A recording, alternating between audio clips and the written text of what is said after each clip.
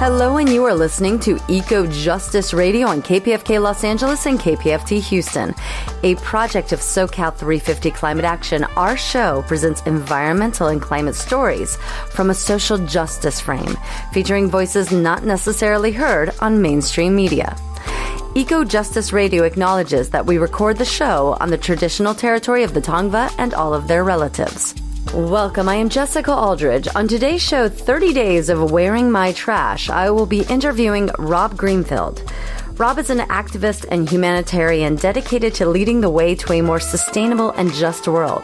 He embarks on extreme projects to bring attention to important global issues and inspire positive change.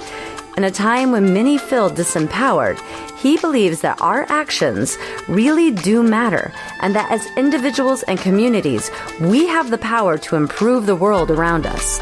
He is wearing 30 days of his trash to bring awareness to the amount of waste created on a daily basis.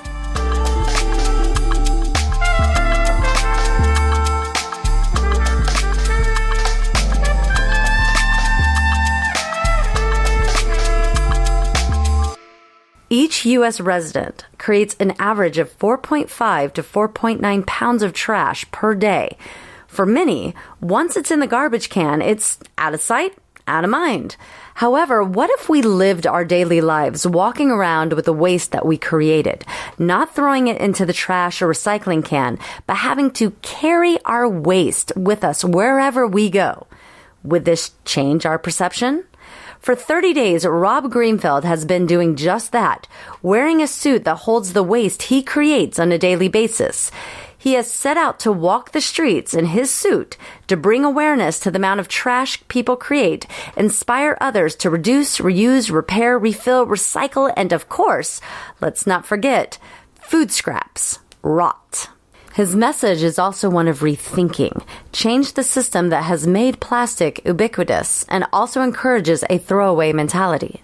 Rob has become a social media sensation by undertaking living experiments to inspire people to live sustainably and take personal and collective responsibility in solving environmental challenges. He has documented his bike rides across the United States and South America, built and lived for years in tiny houses in San Diego, California, and Orlando, Florida, and subsisted for a year growing his own food. Thank you for tuning in to EcoJustice Radio and our show, 30 Days of Wearing My Trash. I am your host, Jessica Aldridge, and it is my honor to welcome our guest, Rob Greenfield. Welcome to EcoJustice Radio. All right, good morning, and thanks for having me here. Oh, for sure. Thank you for being here. So, Rob, you and I ran into each other the other day by chance, and I was walking home, and this man is approaching me, and he's wearing what looks like this, what can be described as an overstuffed spacesuit. And I immediately knew it was you. Now, my partner I was walking with was like, who's the astronaut?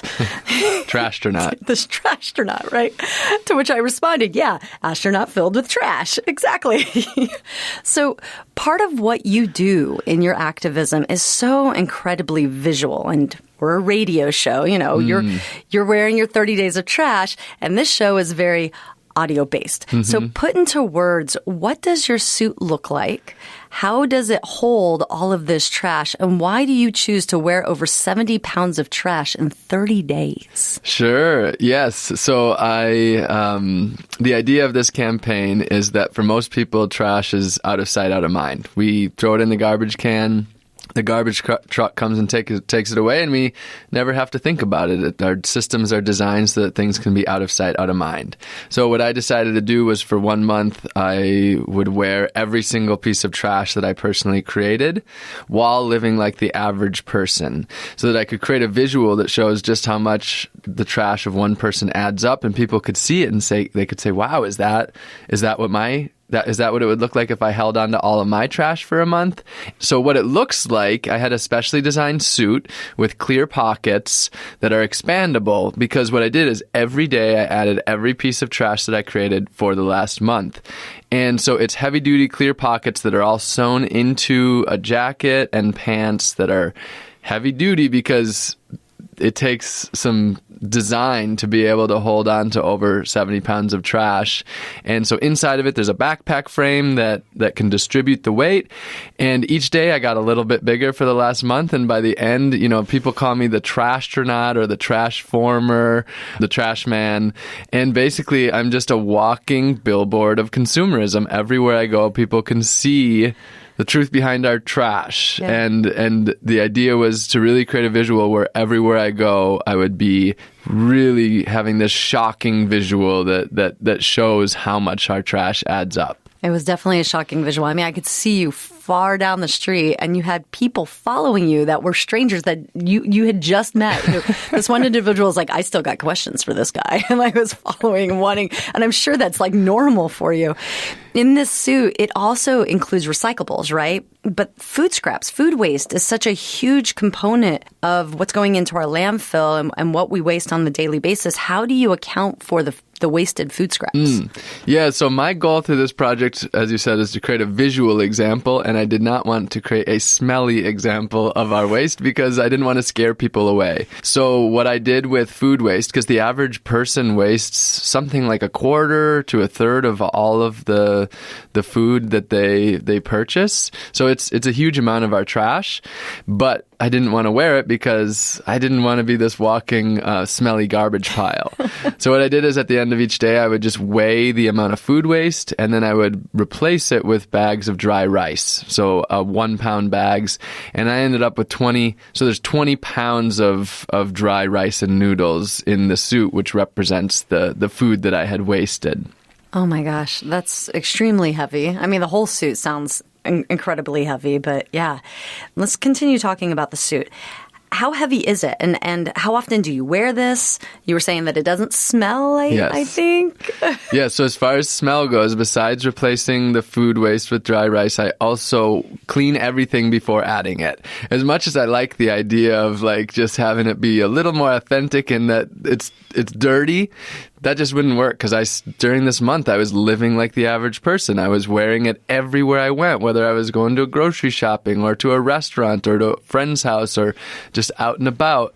So I had to be acceptable enough while covered into my garbage to be accepted by society, and I felt like cleaning it was the key. So it never got it got a little smelly because just so much sweating, it's a lot of sweat. And the jacket, though, didn't really smell. It was, interestingly enough, it was just below the knees because that's where it was really tight and there wasn't airflow. So my calf region was really smelly.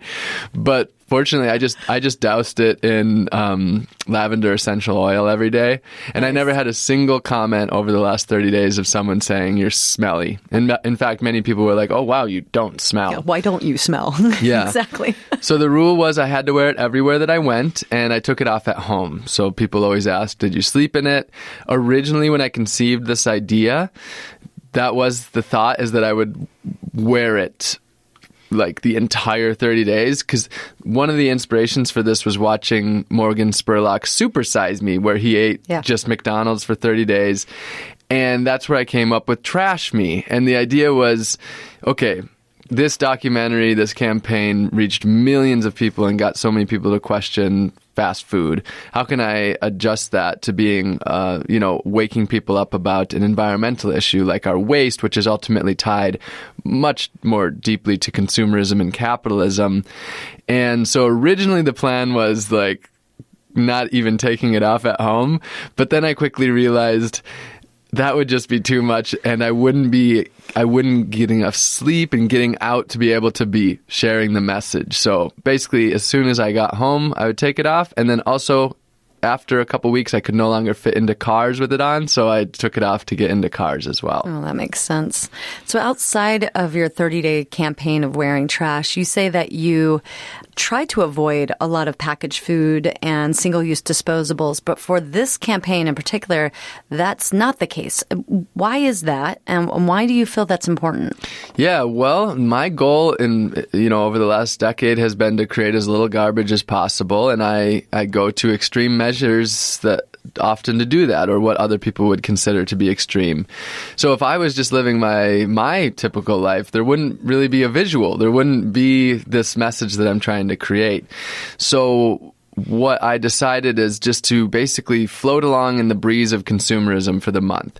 Just go out there into the world and follow what I see through mainstream media, through sort of your typical societal norms, the dominant societal norms, that is, and to see if I did that, how much trash would add up. So I just went out there and ate, shopped, consumed, like so many of us are used to, with the experiment of seeing just how much it would add up. And the average person creates, between, depending on the statistics, some say 4.5 pounds, some say nearly 5 pounds of trash per day, which is as much as 130 to 150 pounds per month. I only ended up creating 70 because I cannot keep up with consumerism to that level. But still, the visual, it's shocking. Just like 2 weeks in for me, I was just starting to be blown away every day with how much our trash adds up. Mm-hmm. And sometimes that consumerism isn't short-term consumerism. It's some, long-term items we've had for a while, and then we toss them. And so the way that the EPA and the waste industry as a whole count this, for those that may not know, is by weight. So it's not by individual item, it's by weight, and that's why your suit is by weight. What do you say to people who are confused or they're adamant, like, no, there is no way that I create 4.5 to 5 pounds of trash per day? It's just not. I know myself. I don't do that. What do you say to that? Well, I tend to avoid conversations of complete delusion most of the times and just sort of slowly walk away, because sometimes those conversations can really drain me. Like when someone just has a complete belief that something that's so true is not true, it's not always where I tend to put my energy. I tend to put my energy into the millions of people who have woken up and who are looking for change, and they want to change, but they don't know necessarily how, or they need some motivation and inspiration. That's where I put most of my time. But as far as people who say that, or maybe they're not delusional, but they're saying, I just can't see it. I don't think I do, but they don't really know where it's coming from. Well, maybe they don't, because obviously a lot of people are, create a lot less. But for people that, really have a hard time seeing how that's possible, what I like to do is just step back a little bit and first ask some questions like, well, have you ever actually collected all of your trash and seen how much it adds up? Or is it possible that because it goes into the can every day and it's taken away and these systems are really well designed, maybe you haven't seen the truth behind it? Because our systems are, there's the saying like throwing trash away. And of course, a lot of people have woken up to the fact that there is no away, and that this earth is actually much smaller than we had originally thought. So for me, of course, it's about responding gently, not telling anybody what's right or wrong. And then, personally, I like to not be judgmental, because I used to be creating trash like that without realizing it, and was not connected with the fact of the way that I was interacting with the earth. But also, we live in very difficult times. We live in a system that is designed for us to maximize our consumption. Both our, in my opinion, political systems and our corporate systems, that is what they want, is for us to buy, consume, and to do it in a way where it's out of sight, out of mind, so we don't see the truth behind our consumerism and the capitalistic system and colonialism.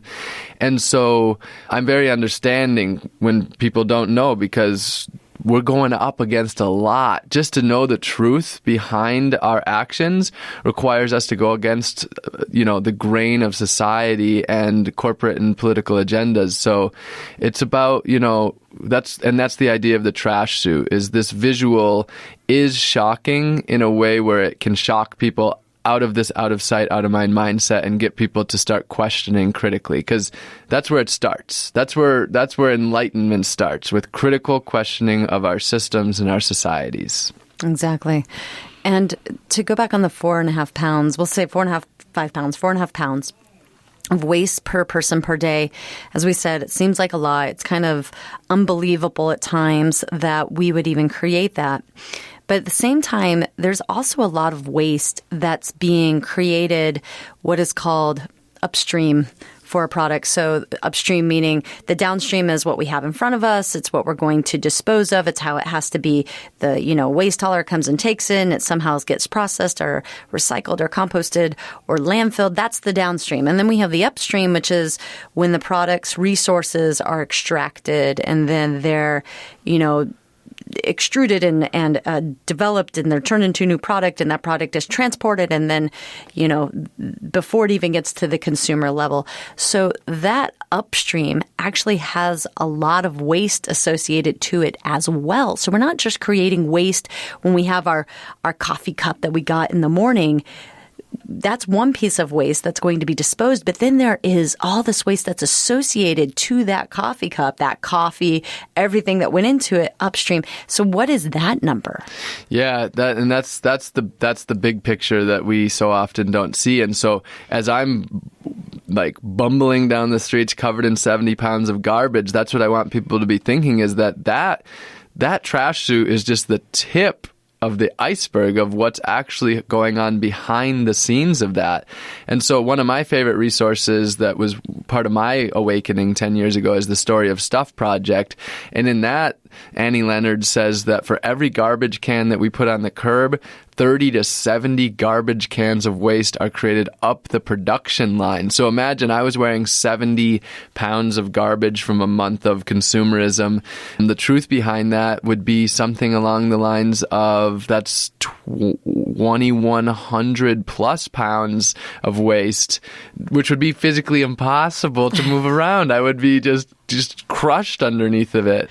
So that is the big picture, that really that's where we need to be thinking, is we can't just look at what's in front of us. That's, outsourcing the burden. That's the thing about our consumeristic systems, is they're designed where everything that is in front of us is there because we've outsourced the burden onto Earth, onto other plant and animal relatives, onto communities where we place that burden. And at the end of your 30 days, what's your goal? What do you hope to achieve? Well, I guess my goal is always to wake up society. There's so many of us that are awake. A lot of people listening to this are probably awake, and it's great to be amongst many awake people. But the reality is that overall, I think our society is largely asleep. And so what I try to do is come up with ways that, compete with the multi-billion-dollar advertising budgets of corporations and compete with different political agendas because they have a lot of resources behind them. And how do I compete with them to share messages of, you are a complete human being. You don't need all of these things that corporations are telling you that you need in order to be a complete, whole, contributing member of society, and that you can find your purpose and your meaning without needing all of these fancy clothes and houses and cars and all of that. So my big goal is to wake people up and then help people down a path of living, which is not destroying the earth, which is not inequitable, and that's not unjust. And I like to focus on the positive. So what am I trying to do? I'm trying to help people to start walking down the path of equity, justice, of regenerating this earth. And to me, that's just kind of common sense. Like, why destroy this very one earth that we have? But again, we're up against a lot. And so my hopes through all of this is to be a gateway that helps people to move into a direction where we're living more harmoniously. And I think sometimes people may not want to, maybe nobody wants to destroy this earth we have, but they are not aware of how the many different practices that we have throughout our day has an impact, not only to ourselves, but to the environment, to other people, to environmental health.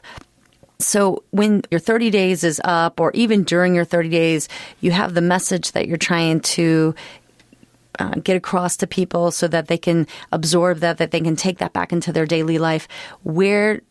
How do they do that? How do they take what they've learned from you and then say, okay, I want more information. I want to expand what I'm doing. I want to protect human health and the earth a bit more. Where do you lead them? Yeah, well, first to their heart, I would say. So, and of course they're leading themselves there. So asking themselves what's alive in them, like what feelings are alive in themselves, and getting in touch with that. And so every one of us has a place on this earth. All of us have places that we can choose to be. And I think one of the most powerful things we can do is live in alignment. So we all have different areas where we naturally feel a connection to it. And so my real suggestion is to find where you're more connected to. Maybe for you, it's simply, getting to know your community and cleaning up the community together and making it a place free of trash. Maybe you're in politics and you want to use your abilities there. Or maybe you're a lawyer and you get into environmental justice. Maybe you're a teacher and you start to, bring messages of sustainability into your classroom, or any educator or caretaker. Maybe you're an activist. Maybe you're an artist and you want to bring sustainability into your art. So as far as using your skill sets, that's what I really recommend is using your skill sets. And then as far as making changes into your life to live in a more equitable, just, and regenerative way, start with what you're excited with. Some things you might not be excited about and it just feels daunting and it would be energy sapping. But maybe there's some things maybe you are really excited to start growing some of your own food. Maybe you're really excited about composting. Maybe you're really excited about, going to the local farmer's market and getting healthy food. Maybe for you, it's about taking back your body. So finding whichever way it is that feels in alignment for you, and then starting with that, and then one step at a time, doing one more thing and one more thing and one more thing. And over, it takes years to unravel all of the webs of consumerism in our life, and unraveling that one step at a time to become the changes that we wish to see in the world. We're going to take a break real quick, and I know that one of those passions of yours is compost and regenerative agriculture. So we're going to talk about that later as well. Stay tuned, everyone, and we'll be right back. Hey listeners, quick break here. We hope that you're enjoying EcoJustice Radio. We air every Monday at 9 a.m. on KPFT Houston and Wednesday at 3 p.m. on KPFK Los Angeles. Stay connected by subscribing to EcoJustice Radio on all major podcast apps, and visit our website, ecojusticeradio.org, to check out previous shows and guests and get connected with us on social media. Today you are listening to 30 Days of Wearing My Trash with host Jessica Aldridge and guest and environmental activist Rob Greenfield. Rob, we've been talking about your campaign of wearing 30 days of trash. And when it comes to this conversation about trash, waste, recycling, there's this term called zero waste. And there are numerous influencers and organizations and businesses that promote this concept of zero waste, mostly focusing on what we talked about earlier, focusing on what happens to the product at the time of disposal and conserving the resources to reduce the waste. But it's always focused on that downstream. A lot of times, not always, but a lot of time it is. What does zero waste mean to you? Yeah, well, I first came across the concept of zero waste about 10 years ago. And, it's interesting because I grew up with some sort of hippie parents. We recycled, we conserved water and electricity and things like that. And, I've obviously heard of the 3 R's for my whole life: reduce, reuse, recycle. But I never knew that reduce, reuse, recycle was in that order for a reason. It's first reduce, then reuse, and then lastly recycle. I never knew that until 5-6 years ago. And so when you actually look into true zero waste, the goal is not to recycle more. As much as a lot of people would assume that, okay, to be zero waste, this means I need to increase my recycling. The reality is that the ultimate goal is to decrease our recycling drastically. So first, it's a matter of reducing all the things that we don't actually need, not creating things that don't need to be created.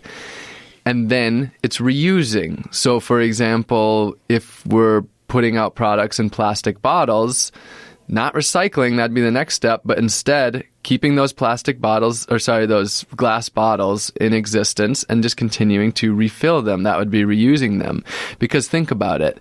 To create a glass bottle, to use it one time for whatever, your kombucha, and then to melt that thing, to transport it, to melt it down, and then make a new bottle is a crazy amount of resource usage when you could just refill that very nice glass bottle. So first it's reduce, then it's reuse, and then lastly, it's recycle. And as I think we'll talk about in a little while, there are a lot of issues with recycling. It's not just this simple. You put it in the bin, and then it's recycled, and there's no impact of any sort. So zero waste really, really comes down to, for me, it comes down hand in hand to simple living. Living more simply goes hand in hand with zero waste. It also goes hand in hand with minimalism, which is a big thing today. True minimalism, though, not just you have a credit card with unlimited funds and you buy whatever you want, and then you throw the things away you don't need, so you have few items. That's not what I consider true minimalism. Minimalism as in only the necessary items that serve an actual purpose and not all of the frivolous things, and then having the items that really serve a purpose. So yes, I would say big take-home message is that zero waste is not about recycling more, it's about recycling less, and it's about reduce and reuse long before recycling. And I want to introduce too and get your take on this. So I've been some of our listeners may know this by now, but I've been in the waste industry as, crazy enough, a zero waste professional. That's how I ended up getting into this over 15 years ago. And the definition of zero waste that really sticks out to me is the first internationally peer-reviewed definition by the Zero Waste International Alliance. And it says that zero waste is the conservation of all resources by the means of responsible production, consumption, reuse, and recovery of those products, packaging, and materials without burning them. So there's the concept that, Sweden's zero waste, and they burn all their trash. But that's, under this definition, no. Yes. And with no discharges to land, water, or air that threaten the environment or human health. So when I also elevate that conversation on zero waste to say, if the product has an impact, if the extraction of the resources for that particular product have an impact on the environment or on human health from the beginning of the production of that product, then in all actuality, it does not fit within the concept of true zero waste. Yes. Because it's this complete system that we live in a sort of a linear system in the way that we create trash, but we need to live within a circular system that feeds back into it. But at the same time, even if we had a circular system, it cannot affect in a negative way the environment or human health. Yeah, because it wouldn't be a circle if it did. Because if you look at a circle or you look at a recycle sign, it does not have a whole bunch of squigglies coming off of it saying actually destruction here, actually pollution here. It's a closed loop. That's what a circle is. So if you really, I'm really glad that you brought that up. I have a tendency myself to focus on more of what the individual sees and how sort of more on a basic level. Of course, all of this is so much deeper than what we see. And so if we are talking about true zero waste, we are talking about regeneration. That would be another word that would go along with that. Then we're talking about having to look at the entire life cycle of any product, any item, any of our systems, and look at that entire thing. So, you have things like the circular economy, and it's the opposite of this idea of things being linear, which in nature there is no such thing as linear systems. They're circular. So that's a really good definition, and I'm really glad you shared that. And if all of us were to really digest that and really take that in and think about that, and then adapt that into our individual lives, into our businesses, into our political systems, that would revolutionize everything if we tried to live based on that definition. want to bring it back to that recycling that you were talking about earlier. When it comes to reducing our waste, most people are familiar with the concept of recycling. When it comes to environmentalism, most people are familiar with recycling. We've been taught that it's the environmentally friendly thing to do. And I can't, with my own experience, I can't tell you how many people do not know what truly is and is not recyclable at grand scale. I mean, the market is changing. I have to keep up with it. And then I'm supposed to educate everyone else. What role does recycling play in the reduction of waste, and why is it? Let's really dive into that. Why is it not the be-all, end-all solution to our waste issues? Yeah. So, of course, recycling is a part of the solution. When you look at, if we look at recycling in a literal definition, like you just, broke down with zero waste, when we look at recycling in that way, recycling is awesomely a part of the system. But the truth is that our definition of recycling, as is being done by our mainstream society, isn't recycling a lot of the times. So the thing is that if the process is highly resource and energy intensive, and we're expending all these resources and energies, we have to take that into account. So if we're driving around trucks filled with that are, guzzling fossil fuels to pick up this stuff, and we are, putting this through we are putting this through our communities consistently, which is reducing our quality of life because of the air pollution and the noise pollution and the water pollution. And then, of course, we're burning fossil fuels in order to create the energy needed to be used for recycling. And then, of course, there is the reality of when you're processing plastic, it's not just this isolated in a bubble. There's pollution that's created by that. And then, of course, there's microplastics. Like, you can't just expect to be able to turn plastic into plastic and have no byproducts of that. And then there's the fact that a lot of the products that we have that have the recycle sign on them are not recyclable in the vast majority of, recycling facilities. And then you have the fact that a lot of what is the recycling agenda is created by the corporations who are selling the stuff in the first place so that we will feel good about buying their stuff and that we'll continue to buy it. So again, recycling is a part of the solution, but any idea that simply all we have to do is stick these things into the recycle bin and then we have no reason to feel anything else. I mean, it's just not the reality of the situation. So, for example, the statistic is that over 90% of plastics aren't recycled.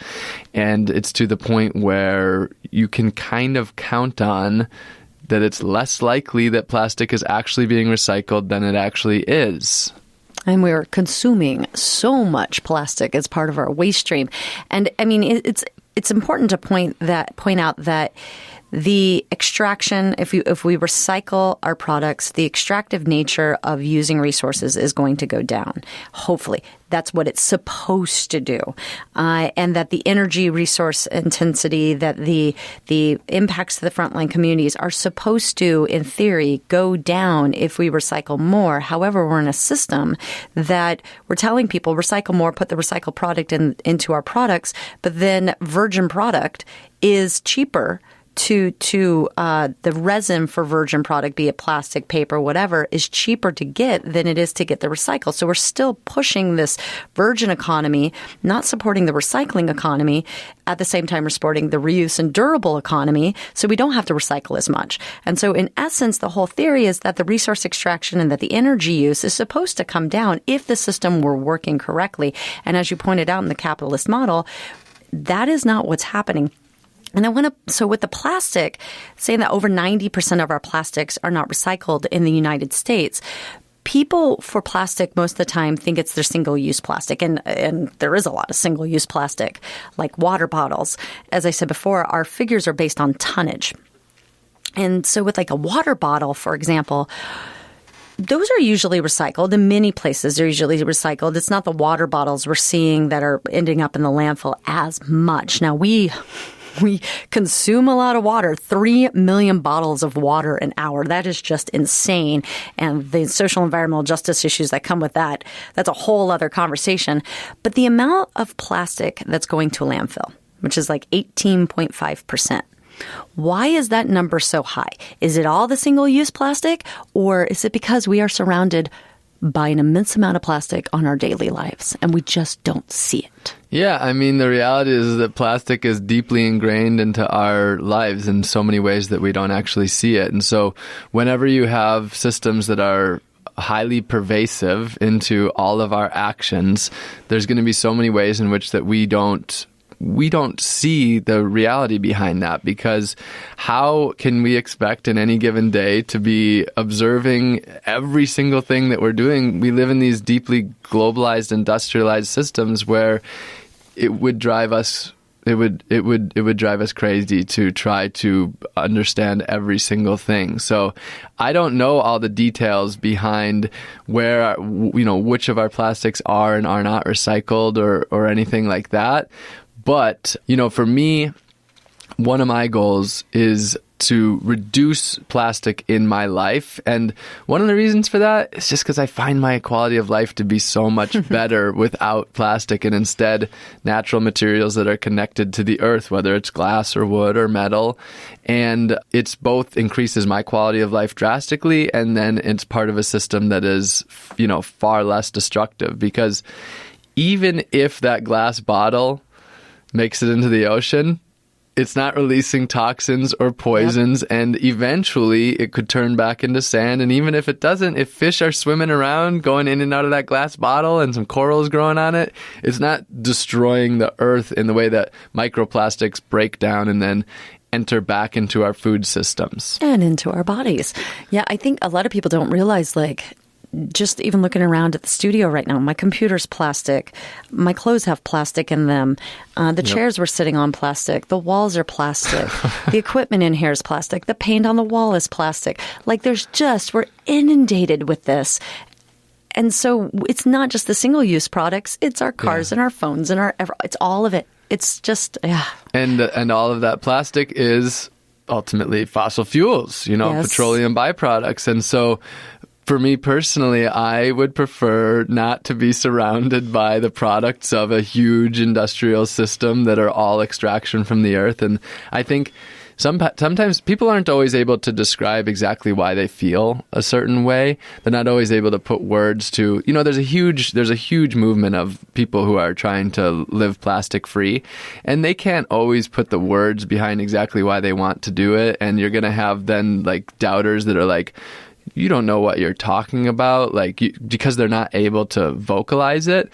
But when you just think about that you are wearing, eating, surrounded by something that is inherently destructive to the earth, and you simply want to stop doing that and instead be surrounded by and connected to things that aren't destructive of the earth, you don't have to be able to vocalize that and put all the words for that feeling to be totally reasonable and understandable. And sometimes, and we're going to talk about solutions right now, we're going to jump into this, and sometimes we don't have the opportunity to always have that lifestyle that we say, I don't want to be surrounded by this, but that lifestyle is not always accessible to everyone. So to stop the flow of waste, change must happen. And you say this needs to take place at an individual level and systemically. How and where do you see individuals having the power through personal action to make change around waste reduction? Yeah, so it varies, there is you do look at a lot of the environmental movement and you hear things like, anybody can be zero waste.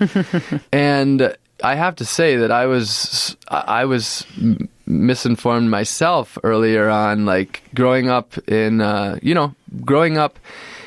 the white environmental movement. That's what I saw. I saw the Earth Day, and all of the narratives that I got of saving the earth all came from what was pretty much the mainstream white environmental movement. And what I've learned about over time is that when this is led by middle and upper class people that are kind of ultimately disconnected with the reality of life for many other people, what happens is it creates a narrative that doesn't include even close to anyone. And it also creates this narrative that excludes the truth behind who are the people who helped build environmentalism, environmental justice, social justice.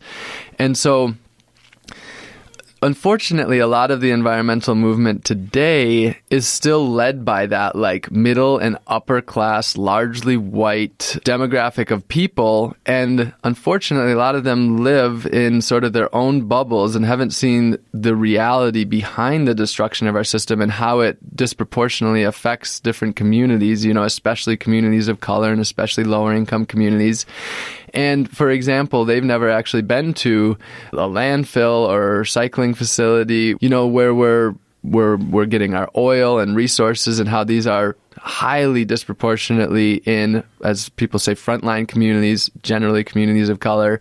And so when you have this demographic of people that are leading the movement and creating the content and the narrative, ultimately, a lot of the times it can be doing more harm than good because it's really not representative. And so as far as like what people can do, it's really important to see that people are in different scenarios. And some people do have access to be able to, they have the excess of time and money and resources to be able to focus on what they can do on an individual level to change their life. But the reality is there are a lot of people who they are working numerous jobs. They don't have much extra time or energy at the end of the day to be like breaking free from some of this consumeristic systems that are ingrained into our society. And so I think it's just important to say, like, one, that although on an individual level we can make change, it's really important that we take down these systems of these oppressive systems. If we never take down these oppressive systems, then it's never going to be a movement that's representative of all people. Well, we're going to be right back. Thank you for that. And we're going to come back, talk more about solutions and accessibility when we get back from the break. All right. Hey listeners, quick break here. We hope that you're enjoying EcoJustice Radio. We air every Monday at 9 a.m. on KPFT Houston and Wednesday at 3 p.m. on KPFK Los Angeles. Stay connected by subscribing to EcoJustice Radio on all major podcast apps and visit our website, ecojusticeradio.org, to check out previous shows and guests and get connected with us on social media. Today you are listening to 30 Days of Wearing My Trash with host Jessica Aldridge and guest and environmental activist Rob Greenfield. Rob, we've been talking about your campaign, 30 Days of Wearing My Trash, and we were just talking about what can individuals do to have power through personal action to change their waste habits, but the waste habits of just the global waste habits, but also, what accessibility means. So just want to extend that conversation a little bit. Do you feel that individual actions are accessible and equitable to all? Yeah, they're obviously not accessible and equitable to all. I mean, and that's really important for people in the environmental movement to know. If we don't know that, then it's time for us to learn that. And one of the books that I recommend is The Intersectional Environmentalist, How to Dismantle Systems of Oppression to Protect People and the Planet. And who's that by? This is by Leah Thomas. She's amazing. Green Girl Leah on Instagram. And I would say if you feel like you need to educate yourself on this, just read this book. Start there. This is an incredible resource. I have been, learning a little bit more and like acknowledging my privilege more and like coming to understand the privilege more and coming to understand how I have my blind spots. And we're all born into this oppressive system, and we all need to break free from it. And that's part of our job as people who care about the earth, is to be able to break free from it. And this book, I think is such an important book for everybody to read. And there's many other books out there, but this is one that I would absolutely recommend, because if we don't acknowledge that reality, then in some ways we are contributing to the problem more than we're actually solving it at the same time.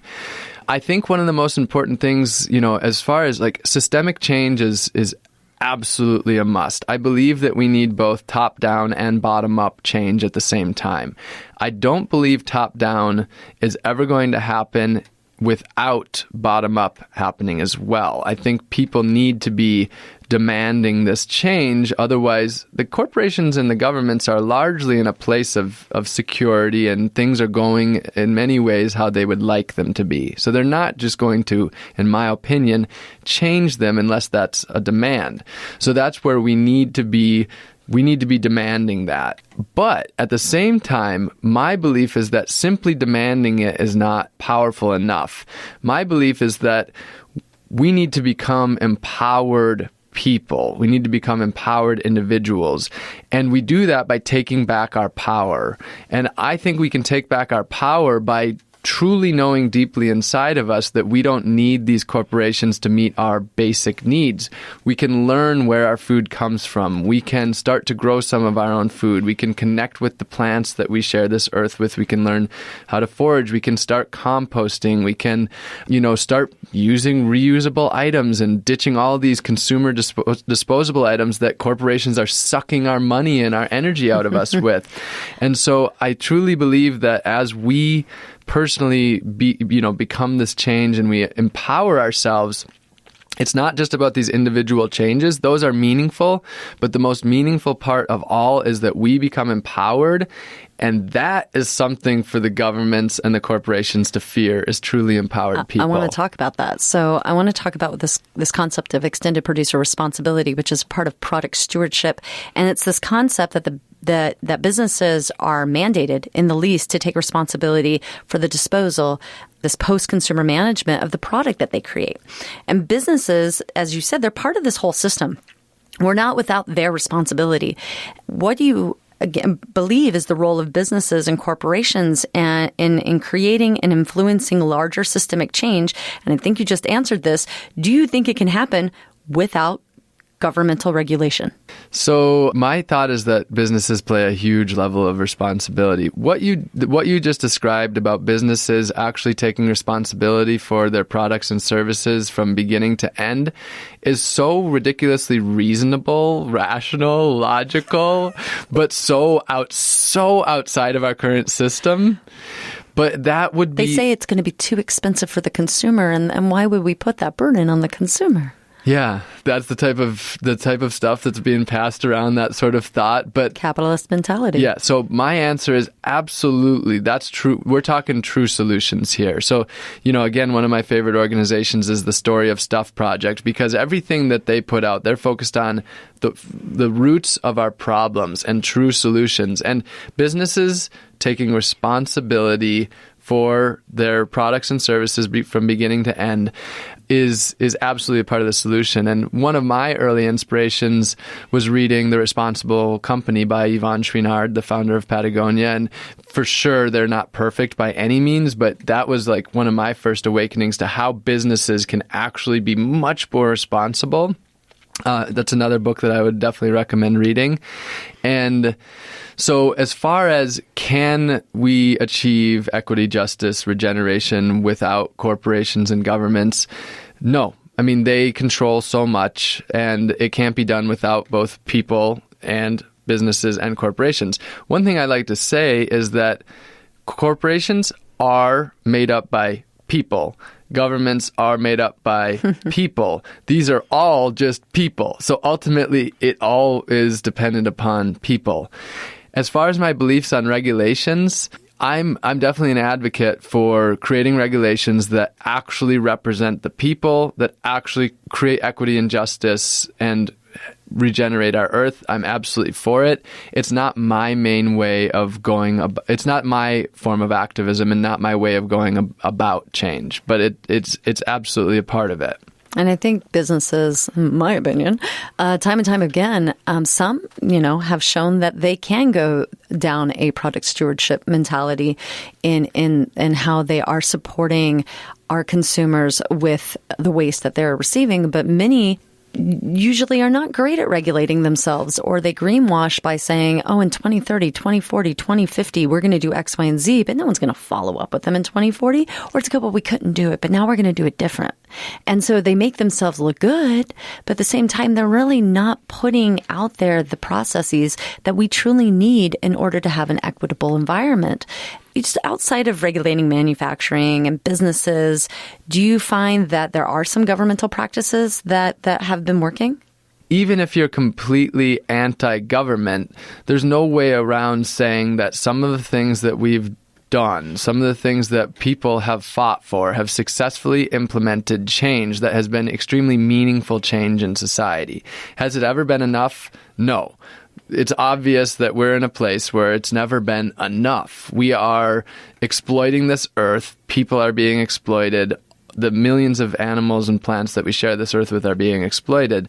But has the work of people fighting for and striving for justice and equity been successful in some degrees with regulations and laws? Absolutely. Of course. Of course, we wouldn't be here where we are, right? And I do want to point out there's a really good, I know that you're not based in Los Angeles, but in Los Angeles County, and hopefully, and this is trying to be enacted across the country, is that LA County, something very small. They have a comprehensive foodware ordinance.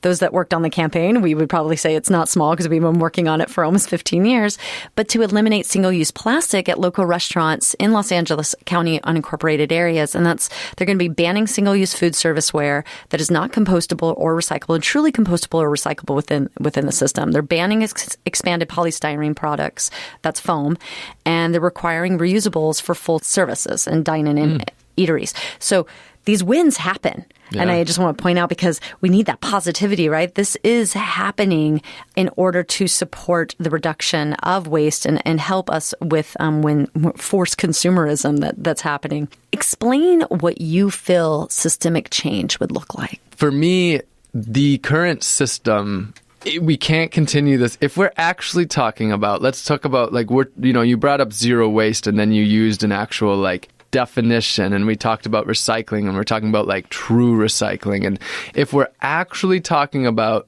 equity, justice, regeneration, if we're actually talking about not destroying this earth, then, in my opinion, this system cannot continue. It's not a matter of changing it a little bit here and a little bit there. We need completely new systems.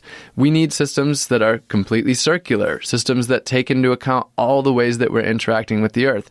And we are so far from that right now in our current systems. The United States has 5% of the world's population, but consumes 25% of the world's resources. Most of which are not renewable. Yes. And, there's the statistic that we are consuming 3 to 5 times the amount of, basically 3 to 5 Earths worth of resources per year. This system cannot continue, but we can also talk about just how we can change the system to make it meet the needs of the people more and not destroy the earth as much. But within the system, it's still going to be a destructive system overall. One circular solution that I know that you are very passionate about, and it's not a new solution, it is an extremely old solution, is composting and making, nutrients for our soil. Food waste, according to the EPA, makes up 24% are wasted food. I don't like to call it food waste. Wasted food scraps is 24% of what's going into our landfill. Almost 40% of what is going into our landfill, including that wasted food, is actually compostable, not including like textiles and leather and that sort of thing. Why is composting so incredibly important to the environment and human health? Yeah, I believe composting was something that was invented by our great friend, the Earth. And I believe that's something that has been done for thousands and thousands of years before human beings ever knew what it was or how to do it. It's always been happening. And it's just the Earth doing its thing, cycling of nutrients. A lot of people are intimidated by composting. They might hear some really intelligent people talking about how amazing the microbiology and everything is.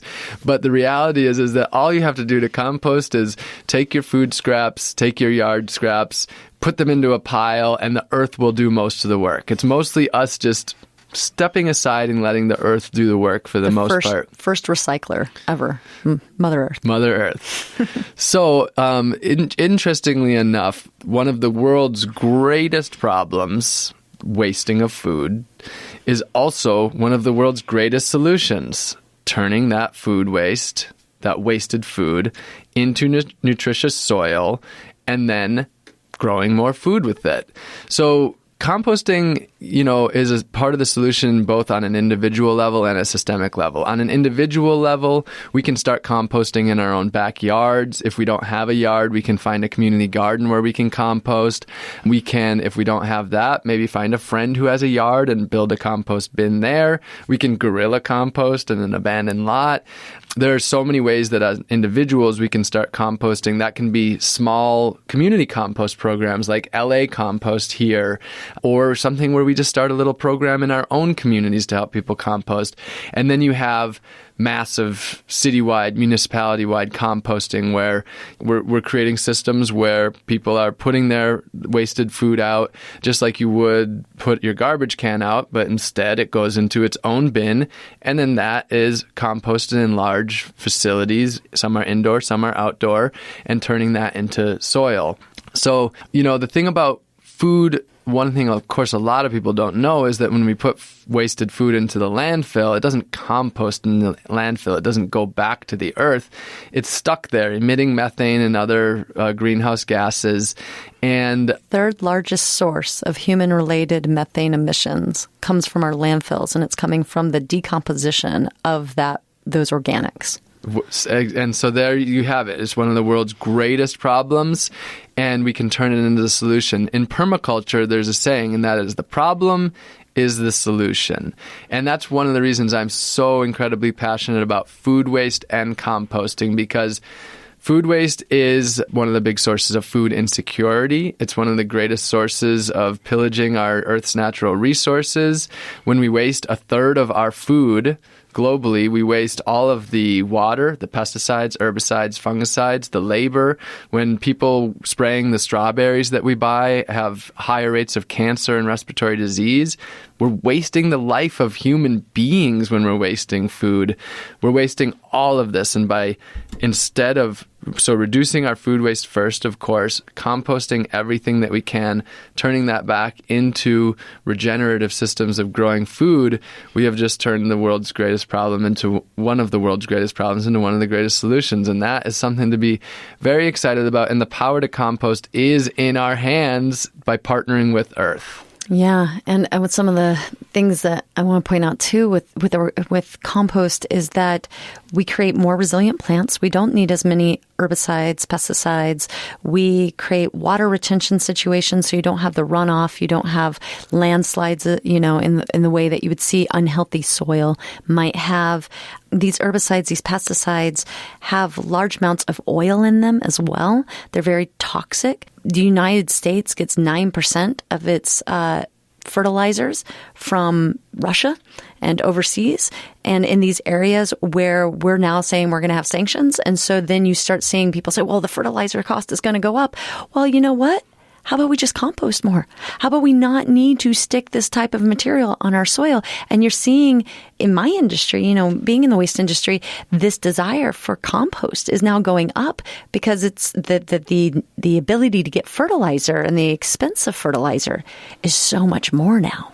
But last question for you on today's show, and where can our listeners find more information, and how can they stay alert of your upcoming campaigns and events? And sometimes you post about other things that are happening that are outside of what you're doing. Yeah, well, you can just type in my name onto the internet and you'll pop up to my website, which is robgreenfield.org, or find me on social media. I use the different platforms. My goal in you joining me on those places is to bring some joy, some inspiration to your life, and to share solutions. It's all about solutions for me. And that's what you'll find on my pages, is solutions to live the life that you really, truly desire.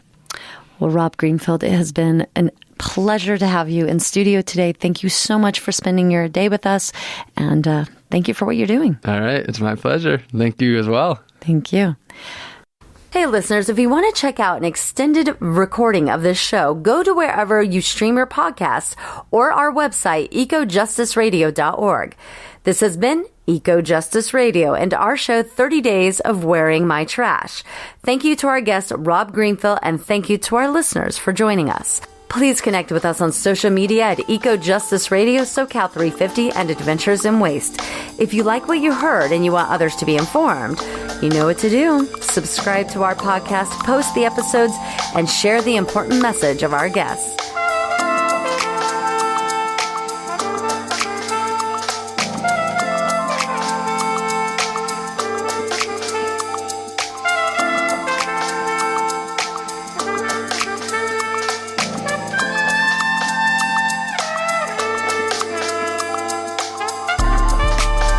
You have been listening to EcoJustice Radio on KPFK Los Angeles and KPFT Houston, a project of SoCal 350. The show can be found on kpfk.org, kpft.org, all major podcast apps, and at ecojusticeradio.org.